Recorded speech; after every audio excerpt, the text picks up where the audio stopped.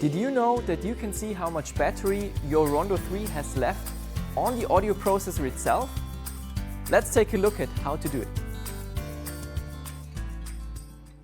To check Rondo 3's battery status, Rondo 3 must be turned on.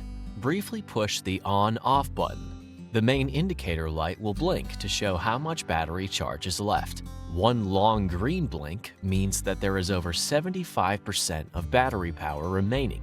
Two shorter green blinks indicate that the battery charge is between 50 and 75%. Three short orange blinks show that the battery charge is between 25 and 50%. Four quick orange blinks show that the battery charge is less than 25%, and you should consider charging your Rondo 3.